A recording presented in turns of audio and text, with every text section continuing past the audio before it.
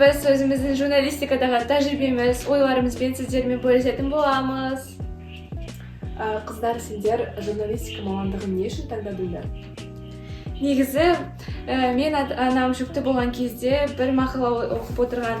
Сол райкомда оқып отырып мақала алған өте қатты қызығып кеткен ғой. Сосын осы мақаланы қараса, астында журналистің аты белгілі болып жазылған. Сол журналист Диляра екен. Солай мені де сол журналистің құрметіне Диляра деп атымды қойып қойған.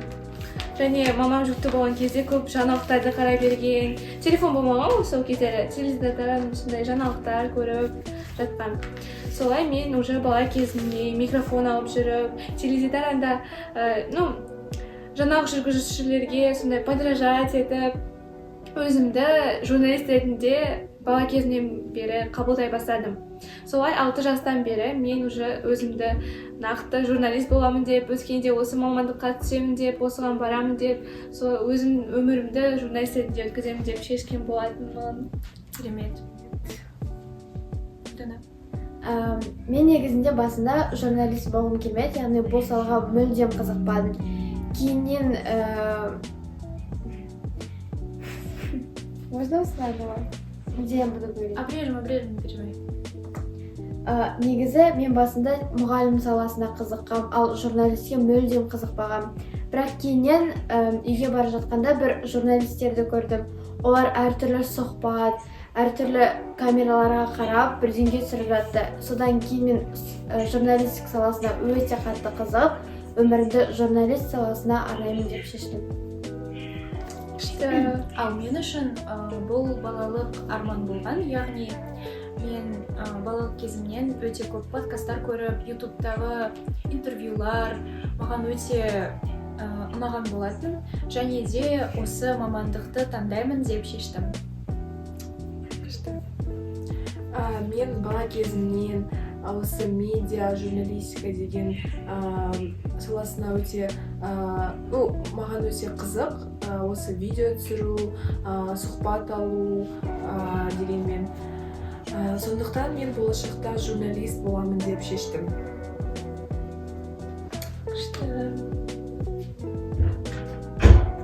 Тағы да сұрақтарың бар ма, қыздар?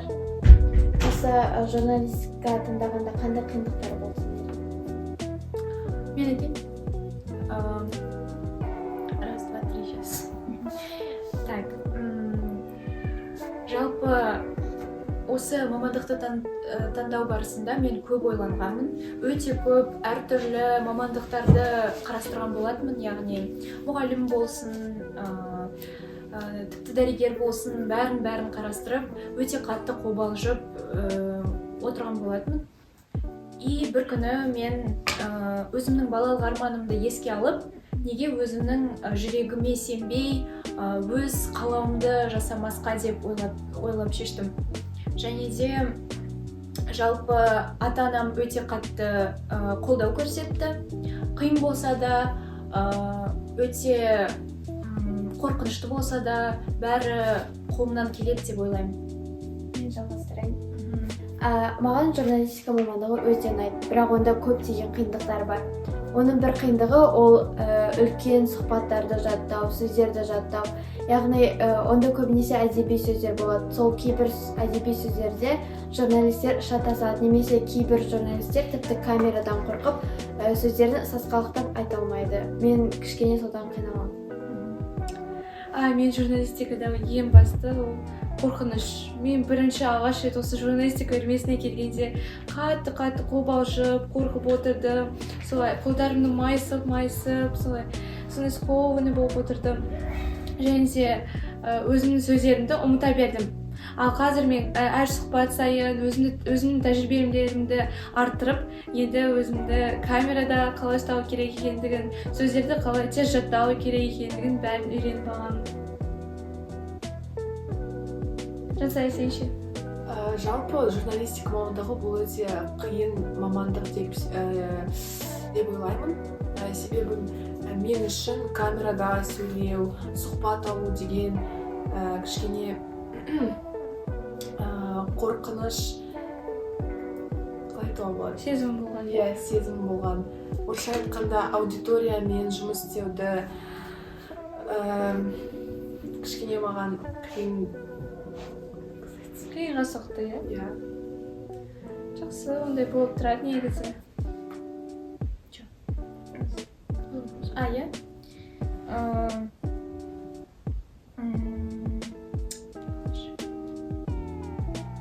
Журналист болу үшін қандай қасиеттер болу керек деп ойлайсыңдар адамның ішінде? Еще раз подождите. Журналист болу үшін сендердің ойларыңша қандай негізгі қасиеттермен адам толық болу керек? Менің ойымша, журналистте алдымен оның ұялшылық сезімі болмау керек, әрдайым шыншыл болу керек, ұялмай, барлығы мен істеймін, бұны мен айтамын деген сияқты өзіне сенімділік болу керек. Дұрыс айтасың. Иә, негізі журналист болу үшін адам ең бастысы адамға пунктуальность. Әр сұхбатқа, әр сондай прямой эфирге шыққандай бәрі уақытылы орындау керек. Мысалы, саған бастық та береді, осы газетті осы уақытта жазасың деп, осы сен видеоны осы уақытта түсіресің, сол 22-сі сондай шара болады. Соны ең бастысы журналист планировать ету білу керек. Сондай өзіне планирование жасап, осындай уақытта мен осыны түсірем, осыны монтировать етем, сондай қасиеттері болу керек. Керемет. Көп сырлы, бір қырлы, сондай адам болу керек. Иә. Менің ойымша, журналист болу үшін ең маңызды қасиет ол тілбайлық. Яғни тілбайлық арқылы журналист өзінің тілдік қорын, өзінің білетін ақпаратын жеткізуге, немесе бір сұхбат алуда өзін сынайтын осындай мамандықтың бірі деп ойлаймын. Және де ол камераның алдында ашық сөйлеу, мен соған үйреніп жатырмын, және де тілбайлыққа да үйреніп жатырмын. Маған ол өте қиын болып көрініп тұрады негізі. Бірақ та мен тырысып жүремін әрқашанда. Солай. Жарайсың. Қыздар, сендер журналистика мамандығының қаншалықты маңызды екенін түсінесіңдер ма? Осы әлемде журналистика мамандығы қаншалықты өзекті екен? Және несімен? Иә, себебі журналист жалпы әлемде болып жатқан ең қызықты ақпараттарды, өте ауқымды ақпараттарды біледі. Ол егерде қандай да бір қиындық туып жатса, ең бірінші болып білетін ол журналист. Ол осы жайлы ақпараттарды міндетті түрде білуі тиіс деп ойлаймын. Жалпы осы салада ең бастысы как будет не отставать? Артта қалмау, яғни өзінің артта қалмау. Журналистика мамандығы қазіргі әлемде қаншалықты өзекті?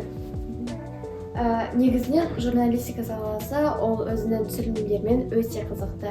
Және де оның мақсаты осы жұрттарға дұрыс әрі нақты ақпарат беру. Менің ойымша бұл қазіргі кезде өте қызықты және де жастар көп қызығатын маман.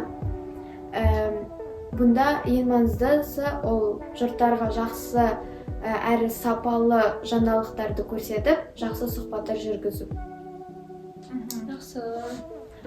Қыздар, негізі журналист мамандығы өте өзекті мамандықтардың бірі. Әлемде журналистсіз өмір жоқ деген ойдамын.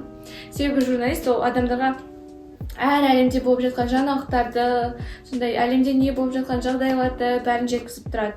Журналистсіз біз тіпті ешқандай информациясыз, ешқандай газетсіз, ешқандай ақпаратсыз қалатын боламыз.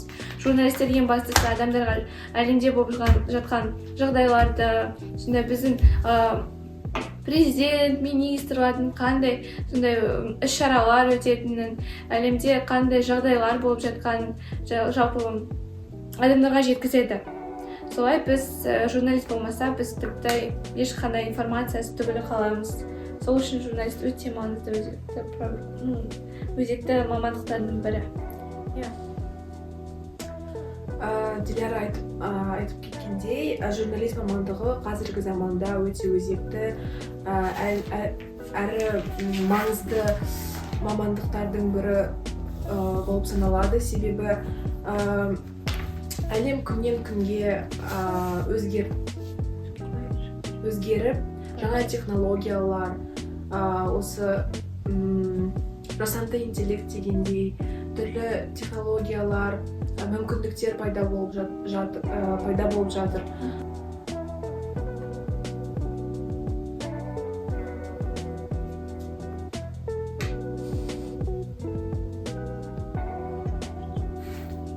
Себебі журналистика адамдардың күнделікті өміріне,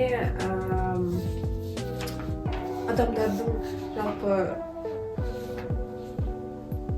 шешімдеріне, көзқарастарына үлкен әсер етеді.